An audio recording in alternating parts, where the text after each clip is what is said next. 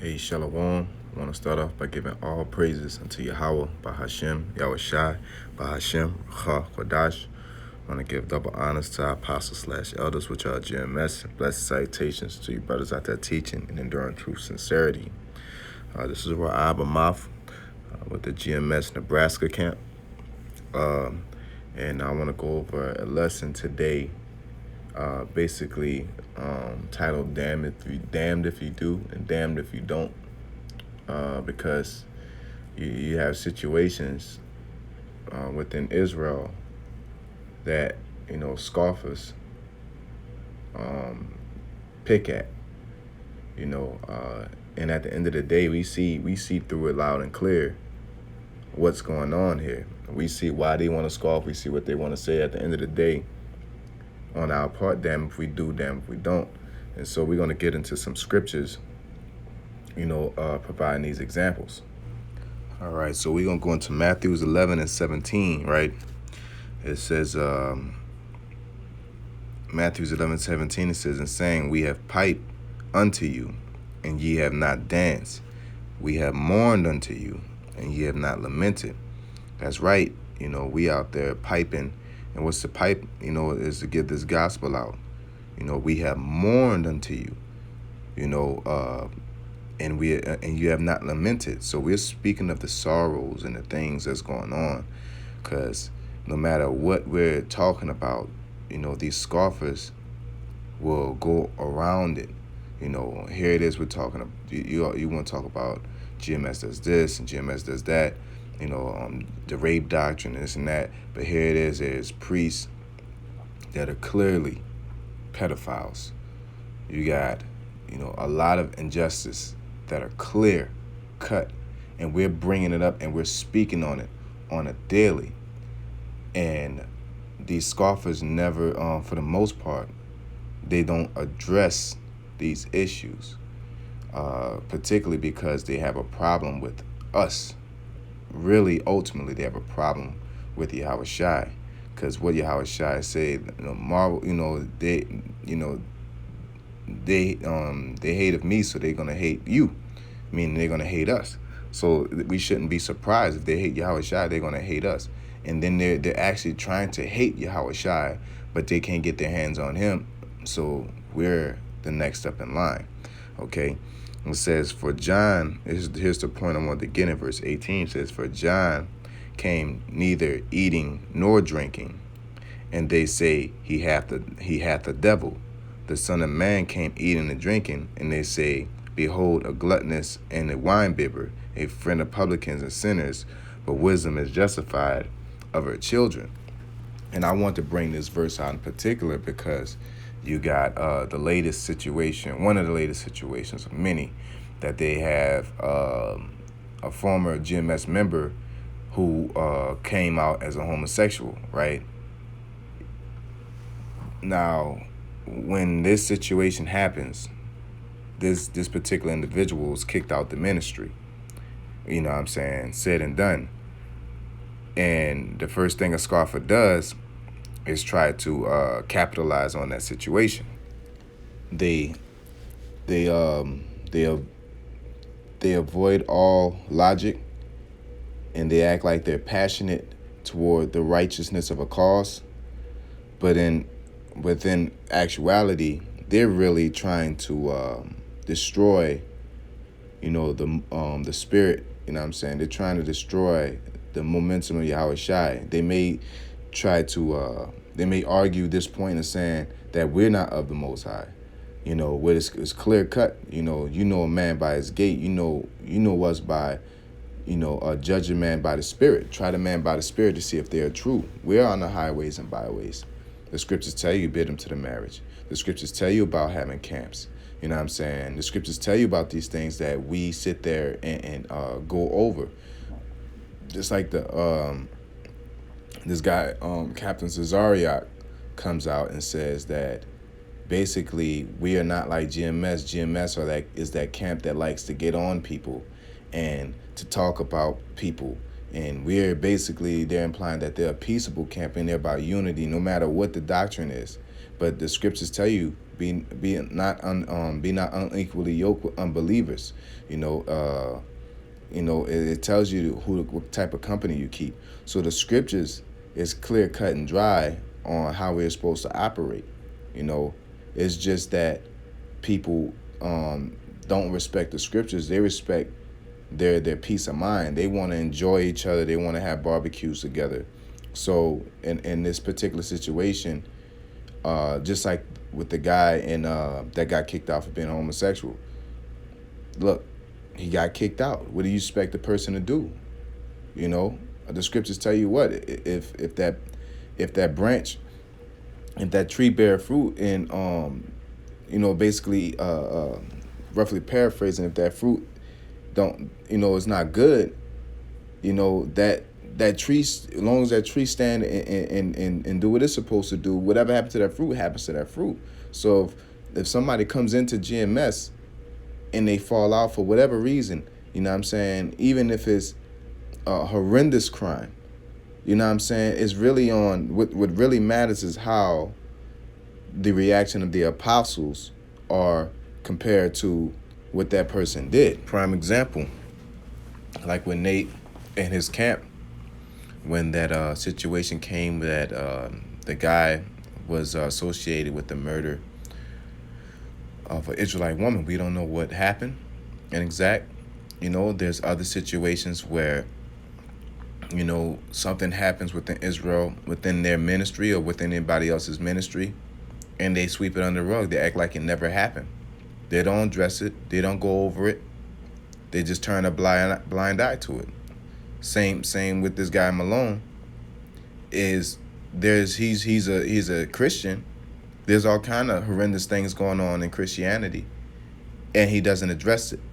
But somehow he finds time to address the issues going on within GMS, in particular. Linking up with ITR, things like that. ITR linking up with them, and basically, you got on one end, they'll say that we are a cult, the brothers such as myself and anybody that's under the apostles, that we're yes men, no matter what the apostles say and do, we follow it. And the apostles are basically bullies or whatever, and they got us brainwashed and things like that. But then when you have somebody fall out, they'll demonize us for that. But then when somebody falls out, they'll say, oh, look, you see, GMS is not on point because there's people falling out. That doesn't, wait, what are you arguing? But then when you go back to the scriptures and you say basically there's somebody a bug, if your validation is saying, see, GMS is not on point, or they're not righteous, or the Most High's not dealing with them because someone falls out, you gotta backtrack and say to yourself, well, what about Yahushua or Judas Iscariot? Judas Iscariot was a part of Yahushua's camp, and he fell out. So if he was a fallout, doesn't mean Yahushua was not righteous. We all know the answer to that, right? We all know the answer. Just because somebody falls out, doesn't mean that that group that person fell out is wicked in particular, but it doesn't, that's not set in stone either. That person could have been righteous and left a wicked group also. Everything is done for truth's sake. Now, how do you know if this group is wicked or this group is righteous? You try the spirit by the spirit, the scriptures tell you, continuing in things thou hast learned.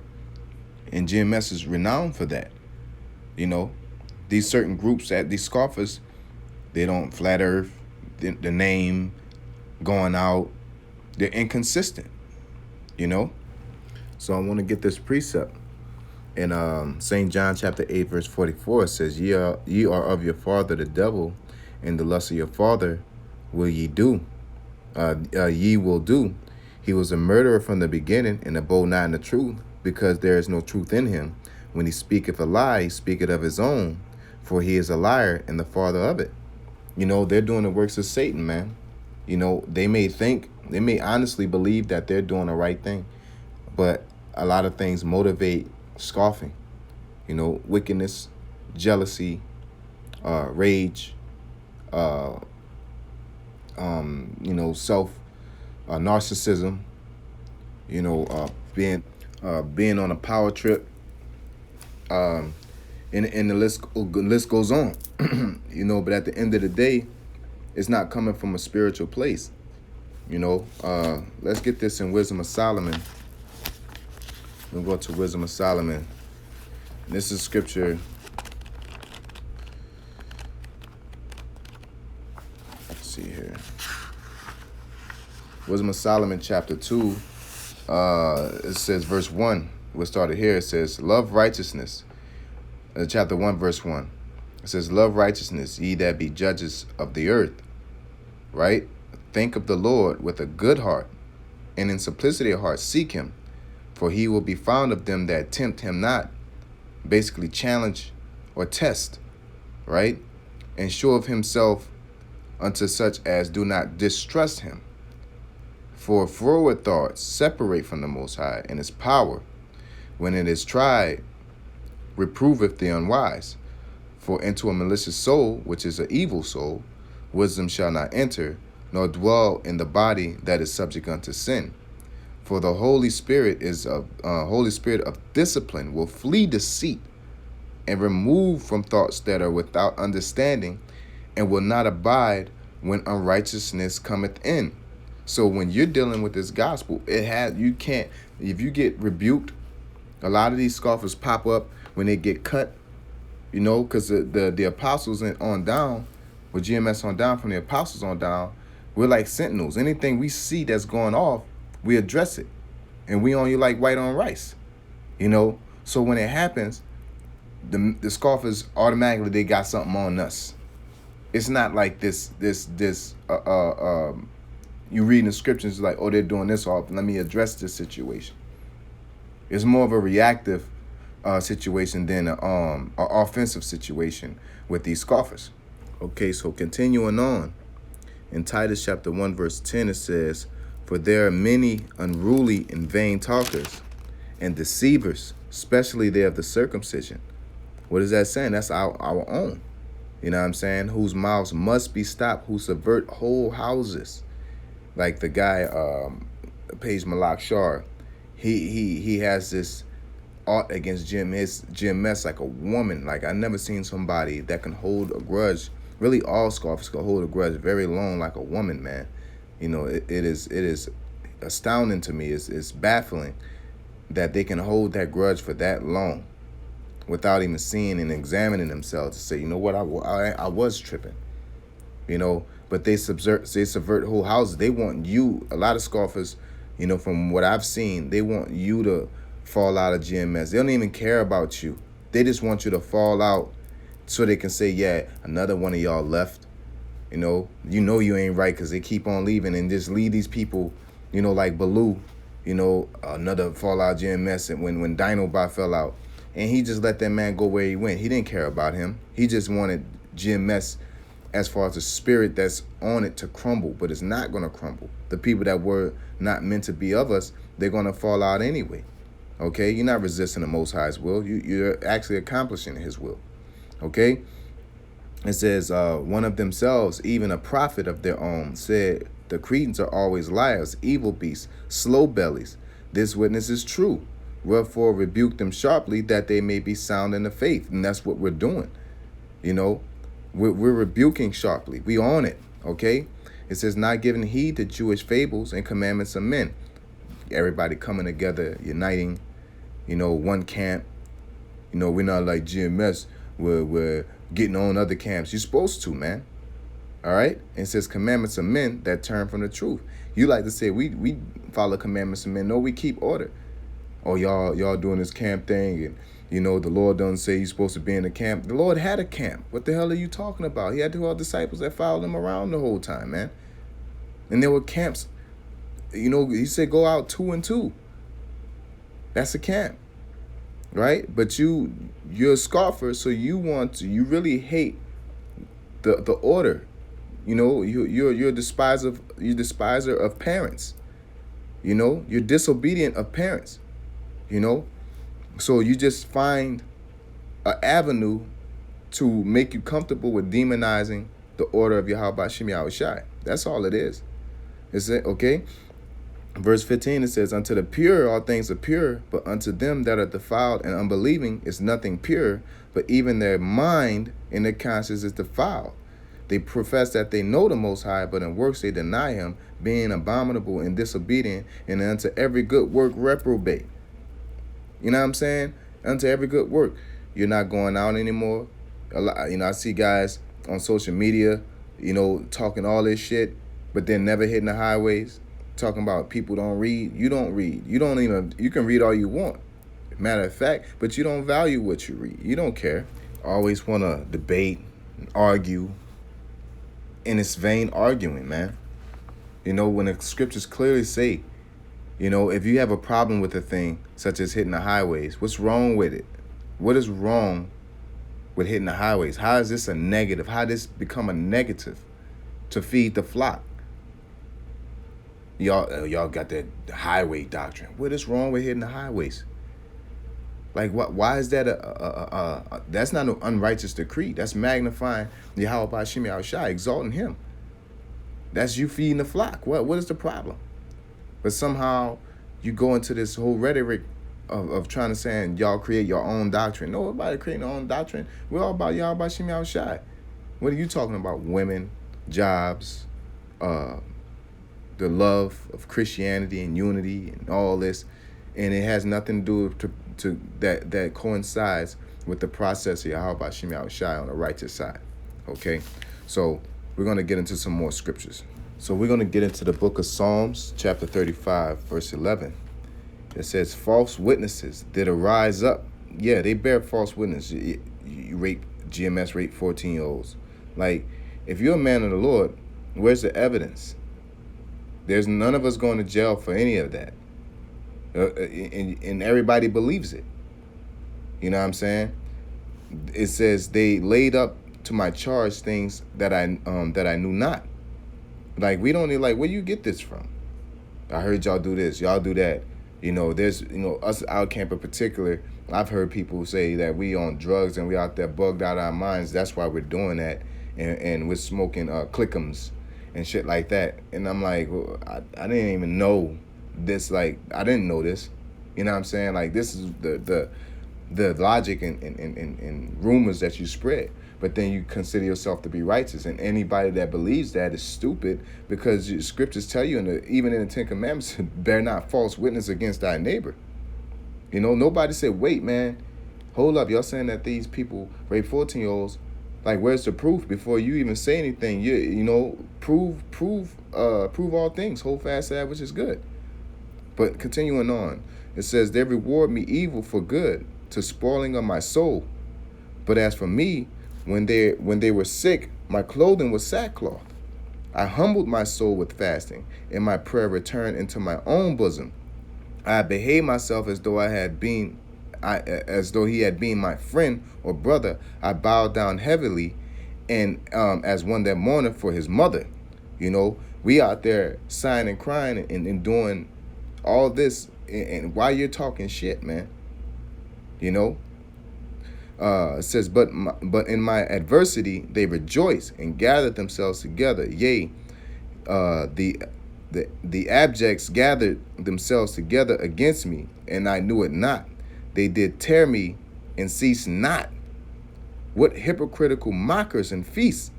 They gnash upon me with their teeth. Lord, how long wilt thou look on? Rescue my soul from their destructions, my darling from the lions. I give thee thanks in great give thee thanks in the great congregation. I will praise thee among the people. Let not them that are mine enemies wrongfully rejoice over me, neither let them wink when they with the eye that hate me without a cause.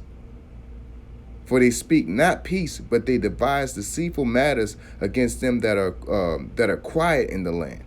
Right? It ain't talking about us talking and doing lessons on people. This is talking about we're not doing nothing. We're not out here committing crimes. We're not out here fucking up society.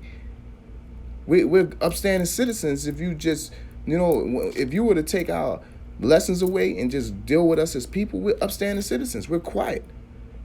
It says, yea, they opened their mouth wide against me and said, aha, aha, our eye have seen it. This thou hast seen, O Lord. Keep not silence, O Lord. Be not far from me. Right? Stir up thyself and awake to my judgment, even unto my cause, my power, my Lord. You know what I'm saying? This is a beautiful prayer. You know what I'm saying? Because this is what we go through, man. We go through people talking all that shit, and they basically prey on us, man. You know what I'm saying? They pray and they wait, and no matter what we do, we're wrong. It has never came out their mouth like, yeah, GMS is on point with this, but I just don't like the way they do that. That's like a very Blue Moon type of situation. They just want to continue in their scoffing, man. Okay?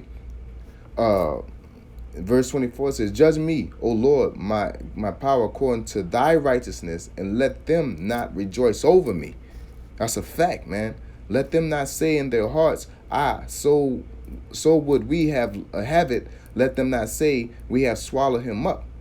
Let them be ashamed and brought to confusion together that rejoice at mine hurt. Let them be clothed with shame and dishonor that magnify themselves against me. Let them shout for joy and be glad that favor my righteous cause. Yea, let them say continually, let the Lord be magnified, which have pleasure in the prosperity of his servant. And my tongue shall speak of thy righteousness and of thy praise all the day long. That's a fact, Jack. That's a fact, man. Now I want to get to this last verse, closing verse, and we're going to call it a day, man. In Jeremiah 44:4, it says, howbeit I sent unto you all my servants, the prophets, rising early, sending them, saying, oh, do not this abominable thing that I hate. It says what? But they hearken not, nor incline their ear to turn from their wickedness, to burn no incense unto their to burn no incense unto their gods. Wherefore my fury and my anger was poured forth and was kindled in the cities of Judah and in the streets of Jerusalem, and they were wasted and desolate as at this day, right? Therefore now thus saith the Lord, the power of hosts, the power of Israel, wherefore commit ye this great evil against your souls, to cut off from you man and woman, child and suckling out of Judah, to leave you none to remain, in that ye provoke me unto wrath with the works of your hands, burning incense unto other gods in the land of Egypt, whither ye be gone to dwell, that ye might cut yourselves off, that ye might be a curse and a reproach among all the nations of the earth. Have ye forgotten the wickedness of your fathers? Yeah, all this these niggas doing, you know what I'm saying? You're ultimately you're cutting yourself off. You know what I'm saying? You're ultimately, when you're being cut off, you're being a 2/3. You know what I'm saying? And you have scriptures that's showing like what this type of vibration and energy and actions do. You know what I'm saying? Coming against the prophets, coming against the men of the Lord. You know you don't got no justifiable reason. You know it. You know that you got a vendetta. This is a personal mission, not the mission of the Most High. You know it. Whether you got cut or whether you don't like how we move or whatever, man. You took it personal and you're trying to make it righteous when it's not. Okay? It says, verse 9, it says, ye have forgotten the wickedness of your fathers, and the wickedness of the kings of Judah, and the wickedness of their wives, and your own wickedness, and the wickedness of your wives, which they have committed in the land of Judah and in the streets of Jerusalem. They are not humbled, even unto this day, neither have they feared nor walked in my law, nor in my statutes that I have set before you and before your fathers, Therefore, thus saith the Lord, power of hosts, the power of Israel: Behold, I will set my face against you for evil, and to cut cut off all of and to cut off all Judah. You know what I'm saying? That's specifically talking about Israel. You know what I'm saying?